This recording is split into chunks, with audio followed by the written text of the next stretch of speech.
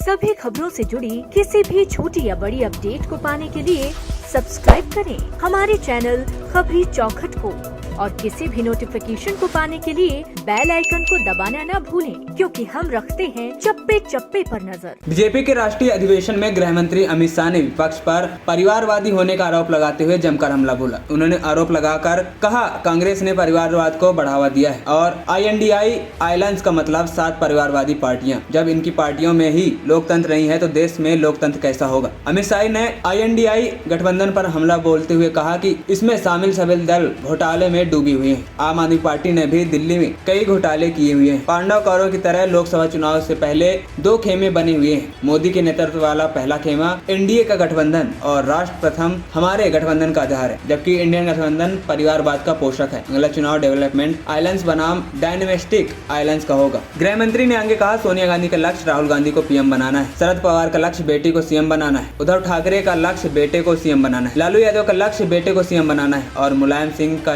लक्ष्य बेटे को CM बनाकर उसे गद्दी में वापस लाना है। उन्होंने कहा कि अगर बीजेपी परिवारवादी पार्टी होती तो एक चाय बेचने वाले का बेटा कभी PM नहीं बनता। लोकतंत्र में ये जरूरी है कि सबको समान अवसर मिले। उन्होंने आगे कहा, अगर बेटों के कल्याण का लक्ष्य हो तो देश का कल्याण कैसा होगा। विपक्षी दलों में देश के युवाओं को आगे नहीं बढ़ने दिया जाता। विपक्ष में कहा, जन्मे इसका महत्व है, विपक्ष में काबिलियत का महत्व नहीं। भाजपा के राष्ट्रीय अधिवेशन में UPA सरकार ने कार्यकाल के दौरान भारतीय अर्थव्यवस्था पर एक श्वेत पत्र जारी किया। इसमें UPA सरकार के पिछले 10 वर्षों के दौरान वित्तीय अनियमितताओं का विवरण दर्ज किया गया। वहीं अयोध्या में राम मंदिर के सफल उद्घाटन के लिए प्रधानमंत्री नरेंद्र मोदी को बधाई दी गई। अमित शाह ने आगे कहा, इस देश में 2G, 3G और 4G पार्टियां हैं। 2G का मतलब घोटाला नहीं, 2G का मतलब है 2 जनरेशन पार्टी। 4 पीढ़ी तक इनका नेता नहीं बदलता। अगर कोई आगे बढ़ गया तो ये उसका हश्र कर देते हैं। कई सारे ऐसे हश्र किए हुए लोग आज भाजपा में शामिल होकर लोकतंत्र की यात्रा में जुड़े हैं। बीजेपी के पूर्व अध्यक्ष ने कहा, 75 वर्ष के इस देश ने 17 लोकसभा चुनाव, 22 सरकारें और 15 प्रधानमंत्री देखे हैं। देश में हर सरकार ने अपने समय पर समयानुकूल निवास और विकास करने का प्रयास किया, लेकिन आज मैं